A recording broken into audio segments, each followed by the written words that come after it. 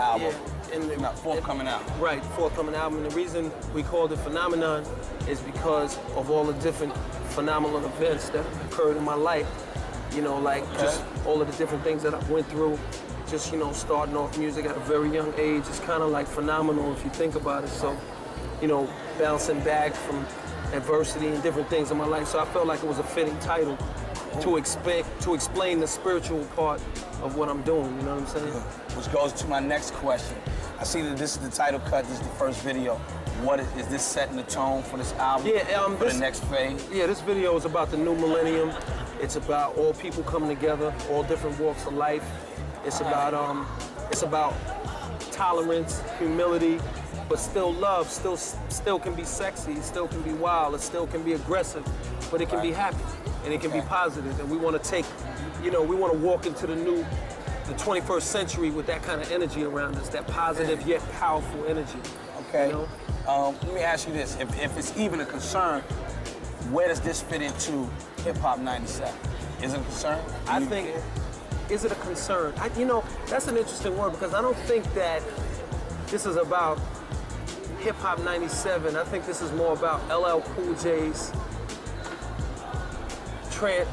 rendition of Hip Hop 97. Okay. You know, I think it's more about me articulating to the people what I'm feeling as an artist and as a musical artist. Hopefully they'll be able to feel it. I think that we can't be afraid to be adventurous. You know, I think that we have to rise above just feeling like we have to keep doing the same thing.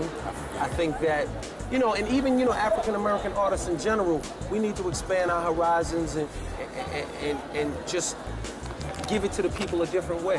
Okay. So that more people can appreciate this art that we call hip-hop. I think the more we open it up creatively and the more we open it up artistically, the more people will eventually appreciate the art form. More digestible. You know, more digestible. More palatable, easier to palate. How much of my radio or how much of Dear Vet is in this right here? I think that, you know, whatever I do, I'm in it. You know, I think that, not to, you know, compare myself to his greatness, but I'm saying in his field, he's doing his thing. If you look at Michael Jordan, whether he does a fadeaway or a dunk, it's still Jordan. Okay. You know, it's just the shot he picks. So, you know, whether I do, you know, Mama Said Knock You Out or I Need Love or Hey Lover or Doing It or Phenomenon, it's just the shot I'm picking. Okay. You know what I'm saying? I just needed to know. And I think that you still got the radio. And it's, you know, but it's honest. It's honest though. I'm not reaching on this album. I didn't come out and say, you know what, I want to do this to touch these people and do this. I don't do it. I'm not that contrived because then I think people will see through me. Then I think I'll be finished and I'll be over. I think that it's about LL being honest as an artist, you know, being responsible and just giving the people what I feel is the best art, the best quality art I can give them. I ain't mad at you. Now we want to know, you're in the limelight, you in the spotlight, you've been in the spotlight, wife and kids. Absolutely. Tough job, extra tough because of what you do. Wife make it easy though. Word. Word truly. Yeah. If you're talking about, I mean, on what level? It's hard to be. It's hard to be, you know, a father all the time. It's hard to be home as much as I can. But my television show is like a 9 to 5, so I get to go home every night. So I get to spend a lot of time with my kids. Whereas if I did music 24/7, I probably would be going more. So the television show kind of keeps me grounded. Right. And therefore, it's especially you have a family. You have that foundation. Yeah, we eat dinner together. Much needed. Absolutely. I think that if a man doesn't take care of his family, he's a savage. I agree with you. So, you know, I agree with you 100%. It's important to me to take care of my family. My father took, you know, my father stayed. You know, it's not even about staying or going because we can't judge a man unless we walked in his shoes. At all. It's just about owning up to the responsibility and making sure that your children have a father and that the mother of your children has someone that they can depend on, you know, when it comes to raising those children. Ask you this. Do you think being married helps with the fans or, you know what I'm saying, the ladies? We want, so what, freaking?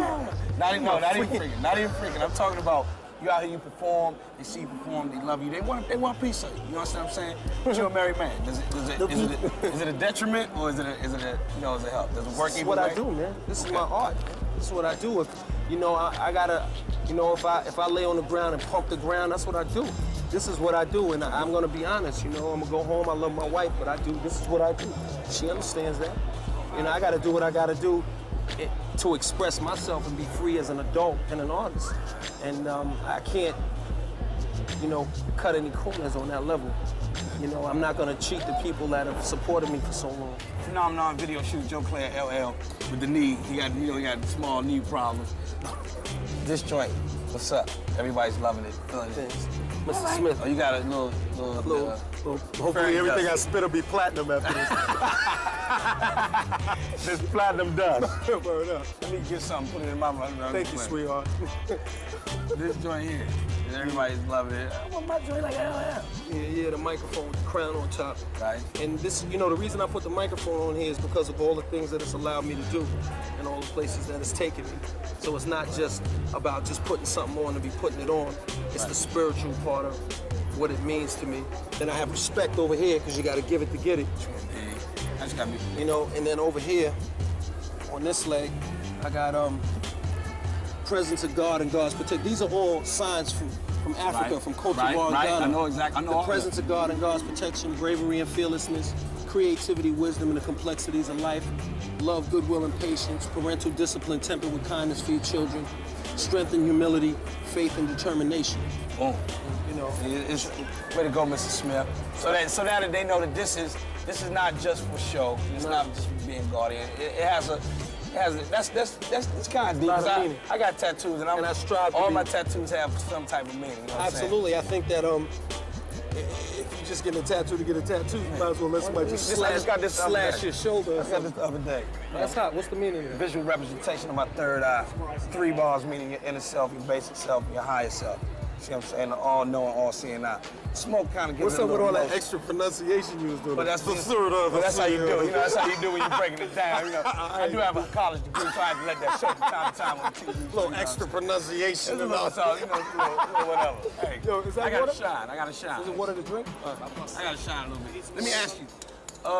You wear a lot of hats, yo. You rap, you have a TV show, you know what I'm saying? Everything's, and it seems to be going very, very good. I understand there's things that come with it that we can't see, intangible problems, but executive producing, movies, things like that. Well, I'm the creative consultant on my show this year in the house. I'm reading a lot of scripts right now. I'm really interested in doing some action movies or something to that effect.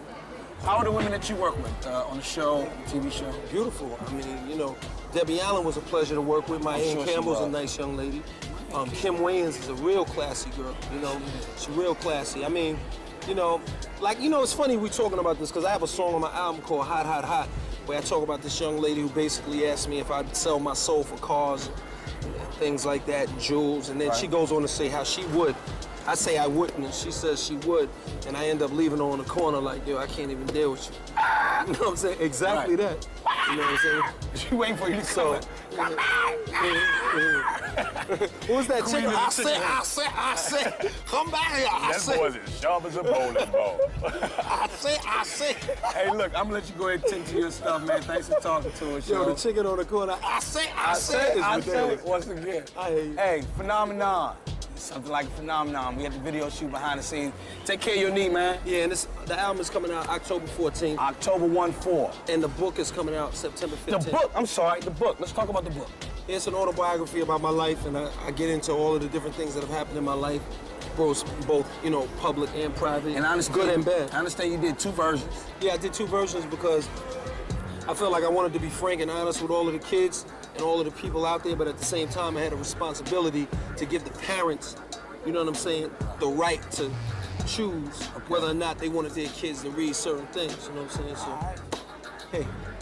Well, and let me just say this, 1997 as we sit here, LL Cool J. I mean, I'm feeling you, you become a role model. A lot of rappers say, I don't never want to be a role model. I don't want to be that. That's not what I want to be. Yeah. And through a lot of the lyrics that you have, people were like, maybe he's a little extra arrogant. What is up with this LL cat? Arrogant? Let me. I'm listening. This is what I was receiving. He said, hey, what's up with this cat? He's always bragging about he's the best. He can do this, he can do that. And I'm just gonna say, you've proven, you know what I'm saying, what you said you were gonna do. You said you was gonna knock him out, you knocked him out. Thank you. Mama said, knock you out, I'm gonna knock you out. You know what I'm saying? You had the Epps in the back of the Jeep, and then you came back, you know what I'm saying? And you got your wife and kids on the cover of the magazine. You see what I'm saying? So it was like, for us who were watching, it became like maybe it's something real about this LL Cool J. You feel me? Feeling you. My thing is that, like I said, I always like to be honest. And even when I'm at some of my worst moments, I'm trying to be honest and keep my integrity, you know what I'm saying? And that's important to me. Word up. And over God the bless years, you, man. God bless you too, brother.